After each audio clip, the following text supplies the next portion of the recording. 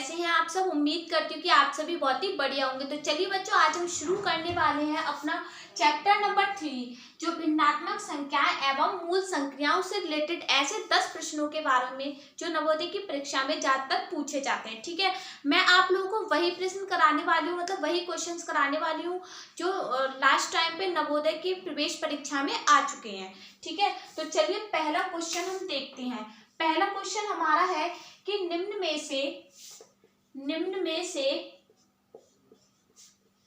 में से कौन सा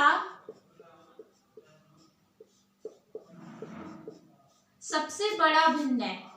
ठीक है, क्या है बच्चों कि निम्न में से कौन सा सबसे बड़ा भिन्न है।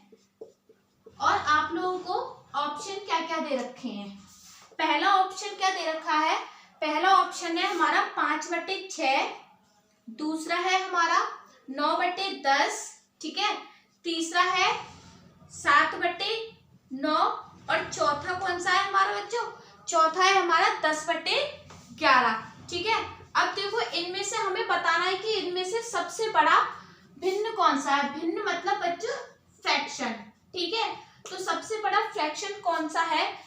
तो देखो ऐसे तो हम पता लगा नहीं सकते, या तो फिर हम मतलब डेनोमिनेटर सेम दे रखा होता, हर सेम दे रखा होता, तो हम 84 दिन में पहचान लेते कि इसमें से सबसे बड़ा भिन्न कौन सा होगा। ठीक है, तो इसे सॉल्व करने के लिए हमारे पास सिर्फ एक ही तरीका है। वो कौन सा तरीका है बच्चों, इनको भाग करके देख लो। ठीक है, जैसे मैं इसे भाग कर रही हूँ, 6 से भाग करना है 5 को। जब 6 से हम 5 को भाग करेंगे तो देखो 5 तो छोटा है 6 से। ठीक है, तो हम क्या करेंगे, यहाँ पर एक पॉइंट लगाएंगे।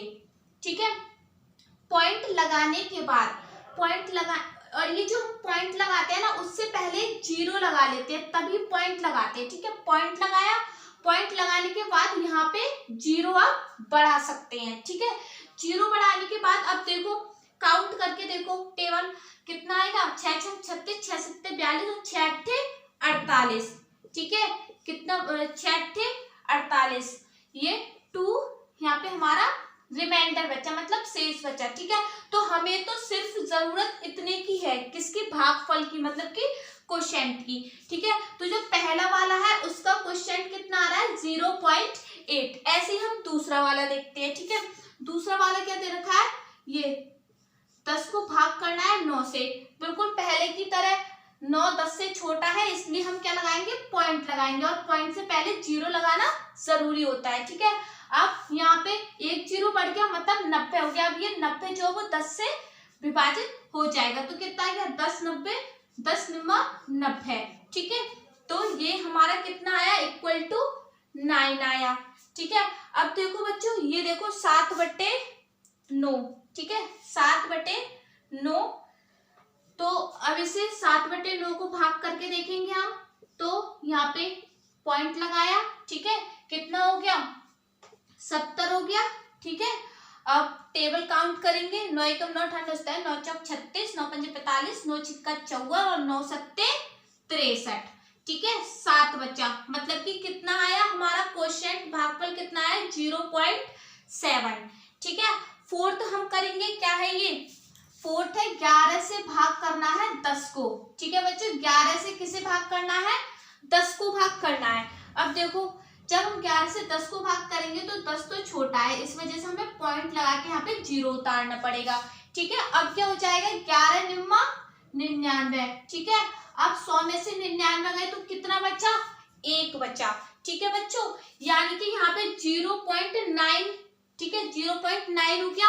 अब पॉइंट लगा हुआ है, दोबारा से हम यहाँ पे 0 उतार लेंगे, 2 0। ठीक है, फिर क्या हो जाएगा, 11 निम्मा 99, यानी कि ये कितना हो गया, 0.99। अब देखो बच्चों यहाँ पे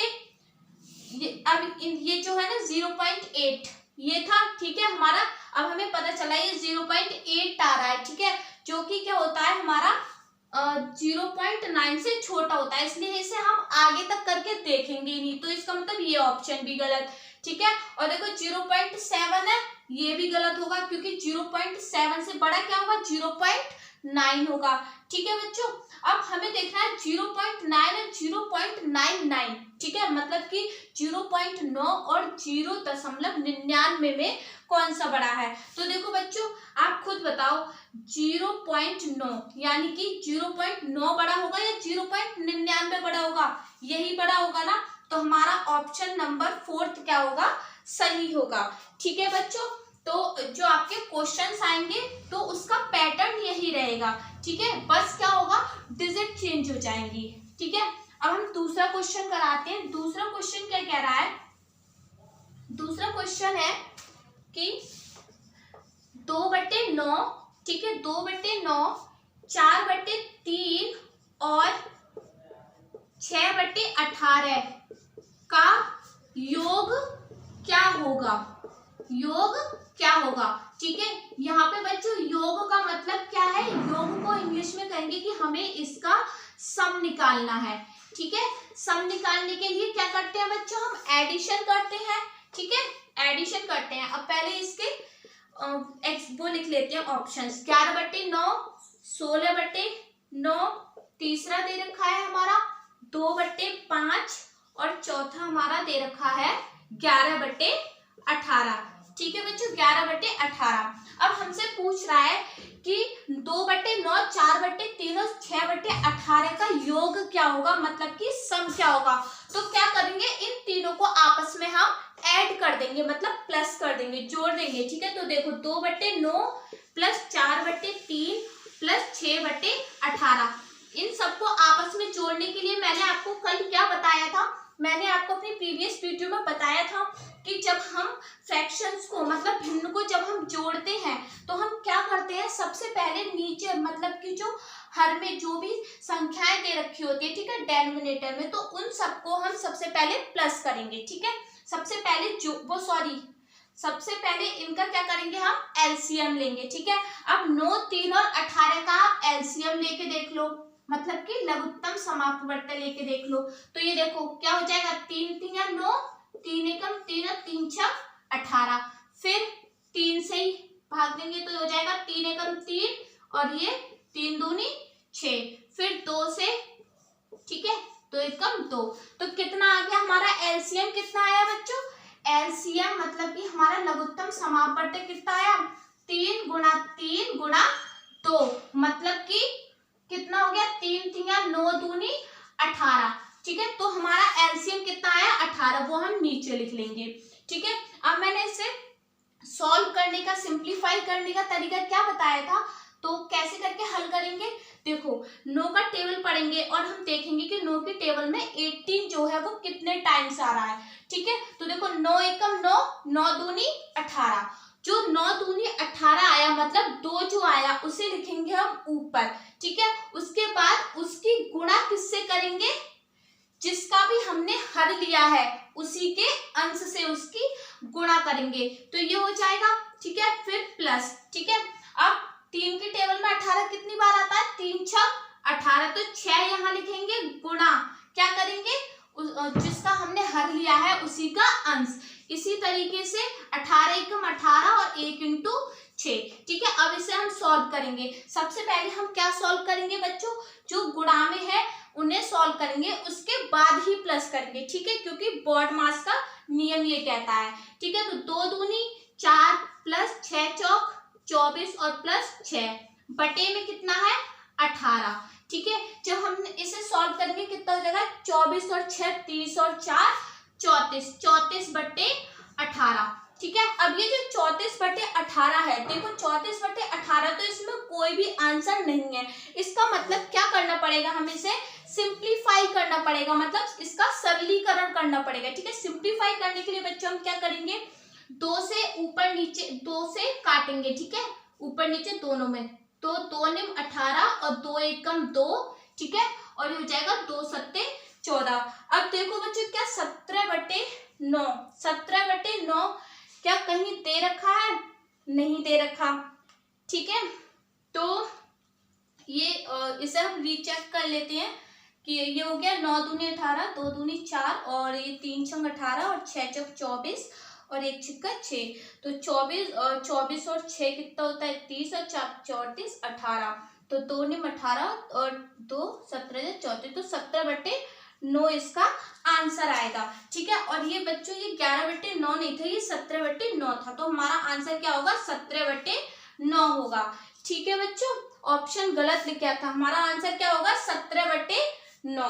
ठीक है बच्चों, अब हम चलते हैं अपने क्वेश्चन नंबर 3 की तरफ। क्वेश्चन नंबर 3 हमारा क्या है? क्वेश्चन नंबर 3 है कि हमें फ्रैक्शंस दे रखे हैं, मतलब भिन्न दे रखी हैं। क्या क्या भिन्न दे रखी है? 3/4 दे रखा है, 1/6 दे रखा है, 9/8 दे रखा है और 10/13 दे रखा है। ठीक है, ये सारी भिन्न दे रखी हैं। इन भिन्न को हमें आरोही क्रम में लगाना है। ठीक है, कैसे क्रम में लगाना है बच्चों? आरोही क्रम में। ठीक है, तो आरोही क्रम में लिखिए। तो आरोही क्रम को बच्चे इंग्लिश में क्या बोलते हैं? हम आरोही क्रम को इंग्लिश में बोलते हैं असेंडिंग ऑर्डर। ठीक है, असेंडिंग ऑर्डर। और हमारा आरोही क्रम होता क्या है? आरोही क्रम हमारा होता है कि मतलब छोटी सी चीज से लेकर के उस मतलब बढ़ते हुए क्रम में लिखना होता है। ठीक है, तो हम छोटी सी चीज से स्टार्ट करेंगे। ठीक है, जो सबसे छोटा होगा उससे स्टार्ट करेंगे और जो लास्ट में क्या आएगा? जो सबसे बड़ा होगा, मतलब कि बढ़ते हुए क्रम में लिखना है। ठीक है, ऐसे करके। तो ये देखो, इसे सबसे पहले तो क्या करेंगे? हम सिंप्लीफाई करेंगे। ठीक है, इसे सिंप्लीफाई मतलब किसका? सरलीकरण करेंगे।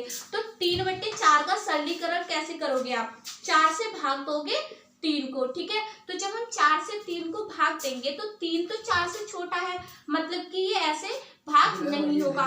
तो इसके लिए बच्चों हमें क्या करना पड़ेगा? इसके लिए हमें पॉइंट लेना पड़ेगा, और पॉइंट लेने से पहले हमेशा क्या लगाते हैं? 0 लगाते हैं।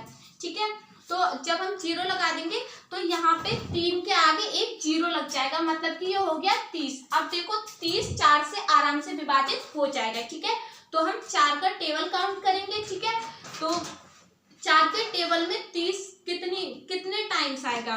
ठीक है, तो 4 का टेबल काउंट करके देखेंगे तो 4 सत्ते 28। ठीक है, कितना बचा? 2 बचा।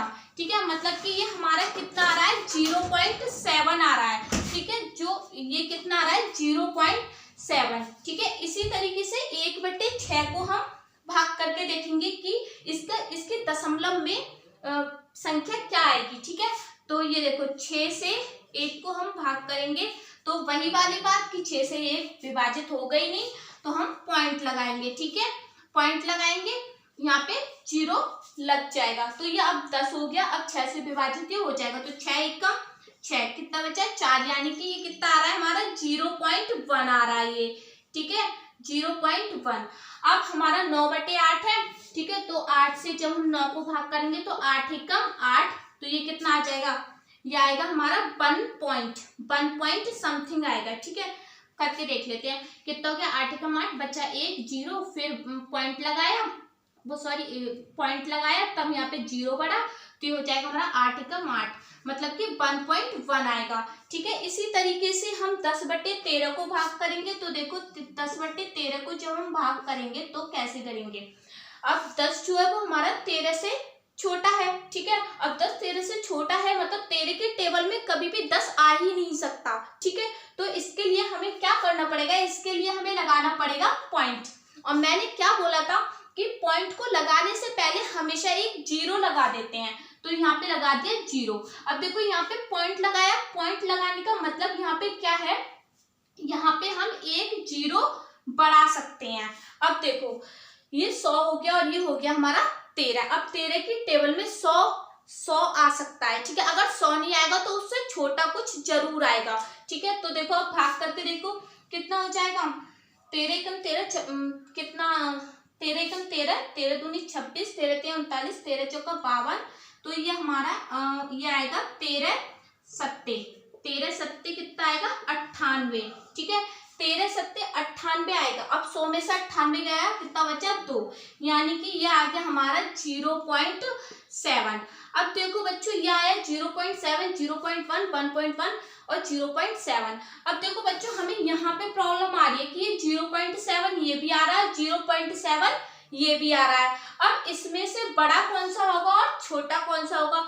तो इसे मतलब इसे देखने के लिए हम क्या करेंगे? इसे देखने के लिए हम जो दोनों संख्याएं हैं, ठीक है, उसमें फिर से एक बार भाग देकर देख लेंगे। ठीक है, अब ये कितना हो गया, 2 हो गया बच्चों, 2 हो गया हमारा।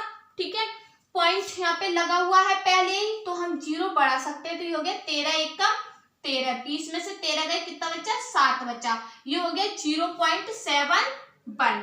ठीक है, इसी तरीके से इसमें देख लेते हैं 3/4 वाले में। तो 3/4 वाले में हम देखेंगे, देखो कितना बचा था, 2 बचा था। एक बार फिर से भाग देके देख लो, पॉइंट लगा हुआ है, 0 लगा देंगे, 4 पंजे 20, यानी ये हमारा कितना आ गया, 0.75। आई होप अब आप लोगों को समझ में आ रहा होगा कि इन दोनों में से कौन सी संख्या छोटी है और कौन सी संख्या बड़ी है।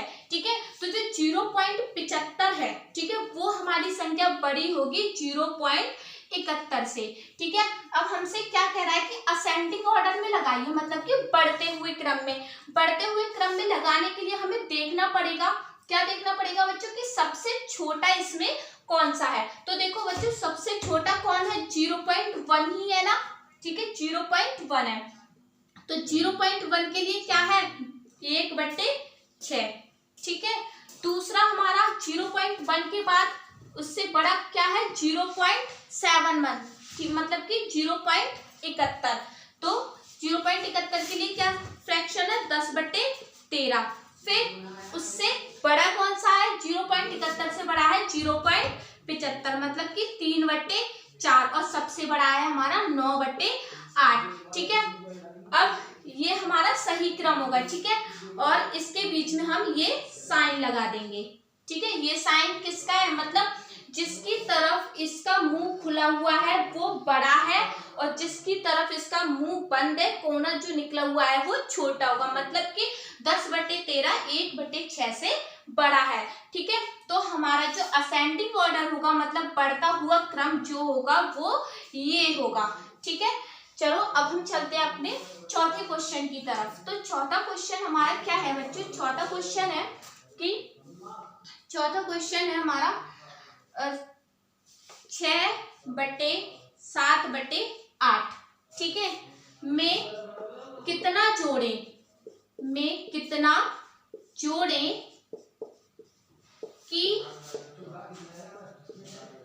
कि हमें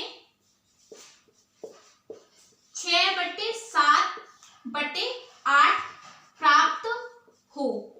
ठीक है बच्चों, तो ये है कि 6/7/8 में हम कितना जोड़े कि हमें 6/7/8 प्राप्त हो जाए। ठीक है, तो हमें ऑप्शन दे रखे हैं, क्या क्या दे रखे हैं, 6 सही 2/8 जोड़े, या फिर 6 सही 3/4 जोड़े, या फिर 7 सही 1/5 जोड़े, या 9 सही 8/2 जोड़े। ठीक है बच्चों, तो देखो इसे करने के लिए हमें क्या करना है, अब ये पहले तो ये सिंप्लीफाई कर लो, इसका सरलीकरण कर लो। ठीक है, तो ये कह रहा है कि 6/7/8 में कितना जोड़े कि हमें इतना प्राप्त हो जाए। ठीक है, तो या तो ये कर लो कि एक एक ऑप्शन को इसमें रख के देख लो। ठीक है, एक एक ऑप्शन को रख के देख लो, तो ये देख लो कि आपका आंसर ये किस ऑप्शन से आ रहा है, वरना सबसे अच्छा तरीका है और उससे टाइम भी बचता है। ठीक है, हमसे कह रहा है ना कि ये जो संख्या है इसमें कितना जोड़े कि हमें ये मिल जाए, है ना, तो सबसे अच्छा क्या है कि इसमें से इसे माइनस कर दो। ठीक है, इसमें से इसे घटा दो तो हमारी संख्या हमें मिल जाएगी। तो पहले तो इसे सॉल्व कर लेते हैं, 6/7/8। तो इसे सॉल्व कैसे करेंगे, ये 6, ठीक है, ये जो बटे में है इसका साइन ऐसे लगा सकते हैं क्योंकि डिवाइड हो रहा है ना बच्चों, तो ये हो जाएगा 7/8। और मैंने कल आपको क्या बताया था कि अगर ये जो 6 है, ठीक है, इसके नीचे कुछ भी नहीं है तो बच्चों हम 1 मान लेंगे, कोई फर्क पड़ा 6 पे नहीं पड़ेगा। ठीक है, तो अगर कोई संख्या नहीं दे रखी होती किसी भी संख्या के नीचे, तो उसे फ्रैक्शन में बनाने के लिए हमेशा 1 मान लेते हैं। ठीक है, तो कल मैंने आप लोगों को क्या बताया था कि अगर भाग में होता है तो उसे सॉल्व करने के लिए हम क्या करते हैं, पहले वाले को बिल्कुल नहीं छेड़ेंगे, फिर क्या करेंगे, गुणा करेंगे हम, तो 7/8 की जो जगह है वो एक दूसरे से आपस में बदल देंगे। तो ये हो गया हमारा कितना, 6×8 = 48/7। ठीक है, ऐसे ही इसे सॉल्व करेंगे, क्या है, 6/8 6/7 है, डिवाइड बाई क्या हो रहा है हमारा, डिवाइड बाई हो रहा है 8। ठीक है, अब जो 8 है, 8 के नीचे कुछ नहीं है, तो मैंने बताया था आप 1 मान सकते हैं, क्योंकि जब 1 से 8 को भाग करेंगे तो 8 ही आएगा। ठीक है, तो इस पे कोई फर्क नहीं पड़ेगा। अब इसे सॉल्व कैसे करेंगे, पहले वाले को बिल्कुल नहीं छोड़ेंगे और 8/1 को हम उल्टा कर देंगे, तो ये हमारा आ जाएगा 6 एकम 6 और 7 अट्ठे 56। ठीक है, तो हमारा सॉल्व करने के बाद बच्चों क्या आ गया, सॉल्व करने के बाद हमारी जो ये संख्या आई वो तो आई 48/7। ठीक है, और जो ये संख्या आई वो कितनी आई बच्चों, वो आई है हमारी 6/56। ठीक है, अब 48/7 में से 6/56 को घटा दो। देखो घटाओ, 48/7 में से 6/56 को जब हम घटाएंगे तो हमारा कितना आएगा, एलसीएम कितना होगा हमारा, एलसीएम निकाल के देखना बच्चों, 56 ही आएगा। ठीक है, अब फिर से वही प्रोसेस, 7 अट्ठे 56 यानी 48 × 8 माइनस 56 एकम 56, 1 × 6। ठीक है, इसे सॉल्व करेंगे तो कितना आएगा, 8 वो 8 जा 64, हाथ से लगे 6 और 8 चौक 32 और 32 और 6 38, 384 माइनस 6 एकम 6 और बटे 56। ठीक है, जब हम इसे घटाएंगे तो हमारा 384 में से 6 जाएगा तो 378/56 बचेगा। ठीक है, अब 378/56 को सिंप्लीफाई करो, मतलब कि क्या करो, इसे भाग करके देख लो। 2 से भाग करेंगे, 2 दूनी 4 और 2 अट्ठे 16 और ये हो जाएगा 2 एकम 2। ठीक है, और ये 2 अट्ठे 16 और ये 2 निम 18 यानी 189/28 आ जाएगा। ठीक है, अब 189/28 आएगा, हमें किस में देखना है बच्चों, मिक्स्ड फ्रैक्शन में, मतलब कि मिश्रित भिन्न में देखना है, तो ऐसे तो बात बनेगी नहीं। ठीक है, तो हम इसके लिए क्या करेंगे, इसके लिए हम इसे भाग करके देख लेंगे। ठीक है, ये जो हमारा आंसर आया इसे भाग करके देखेंगे। 28 से भाग करो 189 को। ठीक है, तो कितना आएगा, ये आएगा हमारा 28 को भाग करो 6 से गुणा करके देख लो।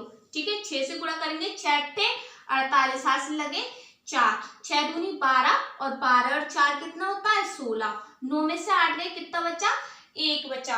8 में से 6 गए, कितना बचा, 2 बचा। ठीक है, मतलब कि 21 हमारा बचा शेष। ठीक है, अब हम फ्रैक्शन में कैसे लिखते हैं, फ्रैक्शन में लिखने के लिए क्या करते हैं बच्चों, जो हमारा भागफल होता है, मतलब जो हमारा क्वोशिएंट होता है उसे तो लिखते हैं सही में।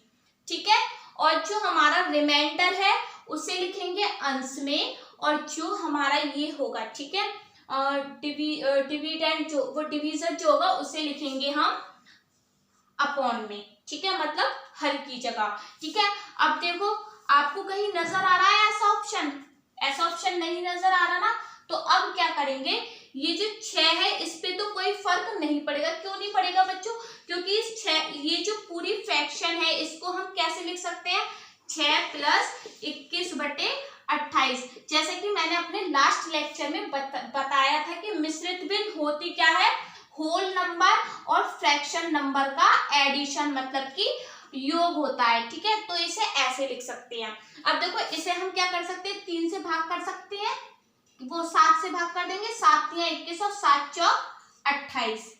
ठीक है, 7 × 21 और 7 × 4 28। तो अब ये क्या हो जाएगा, 6 + 3/4, मतलब कि 6 सही 3/4। तो हमारा आंसर क्या होगा बच्चों, 6 सही 3/4 हमारा सही आंसर होगा। ठीक है, आई होप आप लोगों को अच्छे से समझ में आ गया होगा। अब बच्चों हम चलते हैं अपने 5वें क्वेश्चन की तरफ। 5वां क्वेश्चन हमारा क्या है, 5वां क्वेश्चन है, 5वां क्वेश्चन क्या है, संख्या का 1/3 भाग, संख्या का 1/3 भाग, ठीक है, कितना है बच्चों, 1500 है। संख्या का 1/3 भाग 1500 है। ठीक है, तो हमें क्या करना है, तो हमें संख्या का 1/5 भाग, 1/5 भाग निकालना है। ठीक है, तो 1/5 भाग कितना होगा। ठीक है, आपको क्या दे रखा है आंसर, वो जो ऑप्शन है वो दे रखी है, 600 होगा, दूसरा दे रखा है 900 होगा। ठीक है, तीसरा दे रखा है आपको 1300 और चौथा दे रखा है आपको 1900। ठीक है, तो इनमें से कौन सा ऑप्शन आपका करेक्ट होगा। अब कह रहा है संख्या का 1/3 भाग 1500 है। ठीक है, साफ साफ क्या कह रहा है कि कोई संख्या है, हमें पता नहीं है, हमने मान ली वो संख्या x है। ठीक है, माना वो संख्या x है, उसका 1/3 भाग मतलब x का, ठीक है, मतलब गुणा का 1/3 भाग कितना है बच्चों 1500, यानी कि इक्वल टू 1500 है। ठीक है, अब यहां से हमने जो संख्या मानी है x वो निकल आएगी। कैसे, ये जो गुणा में है, ठीक है, वो जो भाग में है वो इधर जाके किस में चला जाएगा, गुणा में। ठीक है, और जो गुणा में है वो इधर जाके भाग में आ जाएगा। ठीक है, तो बच्चों ये हमारा कितना हो जाएगा 15×3=45, यानी x इज इक्वल टू हमारा होगा 4500। ठीक है, यानी 1 मतलब टोटल जो संख्या है ना वो कितनी है 4500 है। 4500 का 1/3 भाग 1500 है। ठीक है, अगर आपको डाउट हो रहा है, आपको शक हो रहा है कि शायद कहीं ये संख्या गलत तो नहीं निकल आई, तो आप क्या करेंगे 4500 का 1/3 भाग करके देख लेंगे, क्या हमारा 1500 ही आ रहा है। तो देखो 3 एकम 3, ठीक है, 1 बचा और ये 5, 3 पंजे 15, यानी 1500 ही आ रहा है। मतलब कि जो हमने x की वैल्यू जो निकाली है, x का मान जो निकाला है बच्चों वो बिल्कुल करेक्ट है। तो बच्चों x का मान हमारा कितना आया 4500, है ना, यहाँ पे x का मान आया हमारा 4500। अब क्या कह रहा है, तो संख्या का 1/5 भाग कितना होगा। ठीक है, अब हमें संख्या पता चल गई 4500 है। ठीक है, इसका 1/5 भाग, 1/5 भाग कितना होगा, तो गुणा कर देंगे 1/5 से, कितना होगा 5 ने 45 और ये 0 0, कितना होगा बच्चों 900। तो हमारा 900 आंसर जो है वो बिल्कुल करेक्ट है। लेकिन बच्चों मैं आपसे एक बात कहना चाह रही हूँ कि अगर आप लोगों को इन क्वेश्चंस को बहुत अच्छे तरीके से समझना है ना, तो सबसे पहले आप इसका मतलब प्रीवियस वीडियो देख के आइएगा, प्रीवियस लेक्चर देखिए, तभी आप लोगों को ये अच्छे से समझ में आएगा। क्योंकि मैंने इसमें इसका बेसिक बता रखा है। ठीक है, जब तक हमारा बेसिक क्लियर नहीं होता ना बच्चों, तब तक हमें क्वेश्चन समझ में ही नहीं आता है।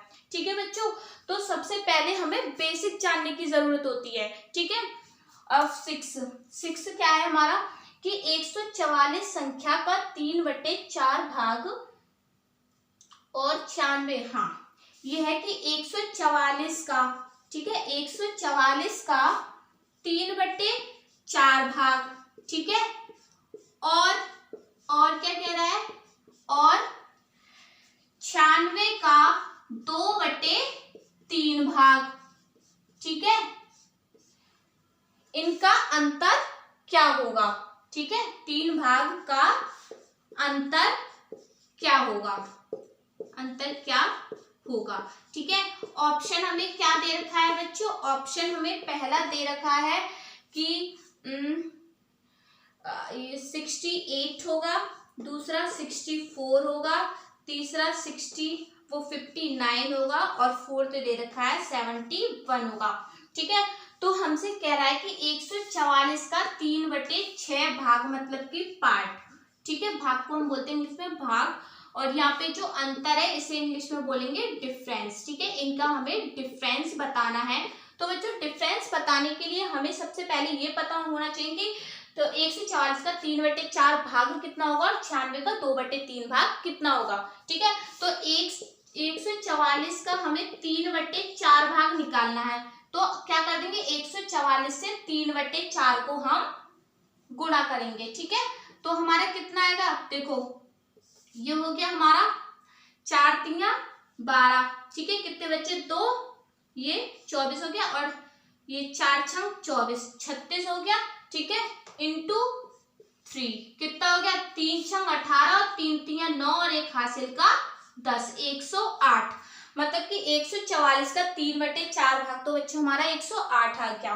दूसरा हमें 96 का 2/3 भाग निकालना है, तो 96 से इंटू कर देंगे 2/3 की, मतलब गुणा कर देंगे, तो कितना हो जाएगा 3 3 9, 3 दूनी 6, यानी कि 2 दूनी 4 और 2 3 6, कितना आया बच्चों 64। ठीक है, यह आया 108 और यह आया हमारा 64। अब इनका डिफरेंस पूछ रहा है बच्चों, ठीक है। तो हमेशा याद रखना, डिफरेंस बताने के लिए हम हमेशा एक संख्या में से दूसरी संख्या को माइनस करते हैं, मतलब कि घटाते हैं, ठीक है। तो जब हम 108 में से 64 को घटाएंगे तो हमारा आंसर क्या होगा बच्चों, 64 होगा, ठीक है। 64 आंसर होगा। इसका मतलब हमारा ऑप्शन नंबर सेकंड जो है वो बिल्कुल करेक्ट है, ठीक है बच्चों। तो अब हम चलते हैं अपने क्वेश्चन नंबर 7 की तरफ। क्वेश्चन नंबर 7 हमारा क्या है, ठीक है। तो क्वेश्चन नंबर 7 है हमारा क्या, कि एक ड्रम है, ठीक है। एक ड्रम है, एक ड्रम, ठीक है, एक ड्रम का 1/3 भाग, एक ड्रम का 1/3 भाग पानी से भरा है, ठीक है, पानी से भरा है।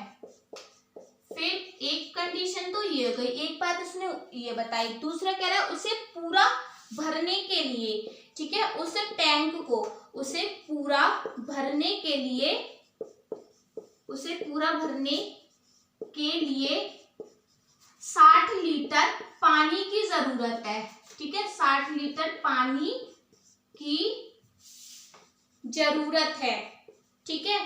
फिर हमसे क्या कह रहा है, फिर हमसे कह रहा है कि तो हमें पूरे टैंक की क्षमता बतानी है। तो पूरे टैंक की क्षमता क्या होगी, टैंक की क्षमता क्या होगी, क्षमता क्या होगी, मतलब कि पूरे टैंक में कितना पानी आएगा, हमसे ये बात पूछ रहा है, ठीक है। क्षमता को इंग्लिश में बोलते हैं हम कैपेसिटी, ठीक है बच्चों। कैपेसिटी क्या होगी, और एक ड्रम का 1/3 भाग मतलब कि पार्ट, ठीक है, किससे भरा हुआ है, पानी से, मतलब वाटर से, ठीक है, फिल्ड है, ठीक है, भरा मतलब फिल्ड है।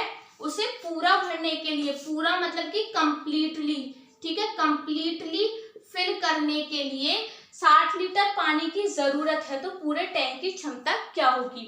तो सबसे पहले तो ये देखिए कि हमारा जो पूरा टैंक है उसका 1/3 भाग जो है वो पहले से ही भरा हुआ है, ठीक है, पहले से ही भरा हुआ है। बाकी जो भाग बचा, ठीक है, लेफ्ट मतलब कि जो बाकी भाग बचा उसे भरने के लिए हमें 60 लीटर पानी की आवश्यकता है। तो इसका मतलब बच्चों क्या है कि हमारे पास जो रिमेनिंग पार्ट है, बचा हुआ जो पार्ट है, ठीक है, उसका हमें दे रखा है कि उसमें कितना पानी आएगा, 60 लीटर, ठीक है। तो देखो 1/3 भाग पानी से भरा है, तो जो भरा हुआ भाग नहीं है उसे निकालने के लिए बच्चों हम क्या करेंगे, पूरा टैंक है, ठीक है, एक टैंक है, उसमें से माइनस करेंगे 1/3, तो कितना हो जाएगा, ये हो जाएगा 2/3, ठीक है। कैसे करके कराया हमने, एक ये 1/3 है, ठीक है, एक के नीचे कुछ नहीं है, अपॉन में 1 मान लो, इसे एलसीएम लेंगे 3 आएगा, सॉल्व करेंगे तो 2/3 आएगा, ठीक है। तो मतलब जो 2/3 भाग है बच्चों, ठीक है, 2/3 भाग जो है वो उसे भरने के लिए 60 लीटर पानी की जरूरत और है, मतलब 2/3 भाग को भरने के लिए हमें 60 लीटर पानी चाहिए, कितना, 60 लीटर, ठीक है।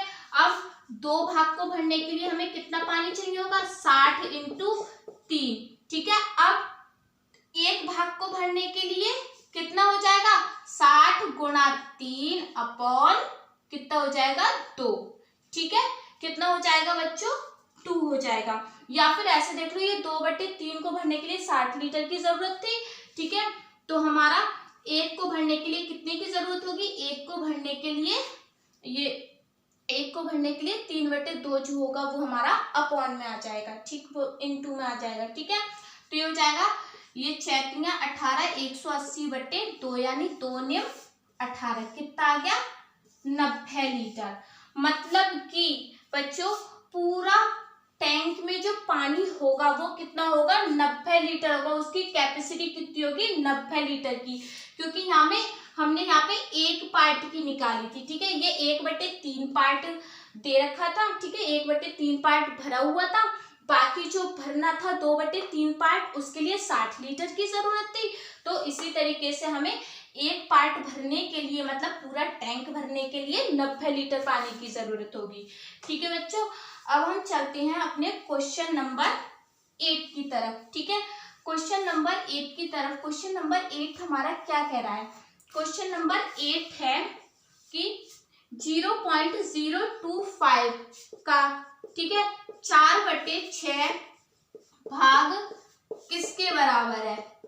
ठीक है, ये पूछ रहा है हमें किसके बराबर है, मतलब कि बराबर है, इक्वल है, ठीक है, और भाग मतलब कि पार्ट हो गया। ठीक है, ऑप्शन हमें क्या दे रखे हैं? ऑप्शन दे रखा है 0.002, 0.0002 और थर्ड है 0.02 और फोर्थ है हमारा 0.2।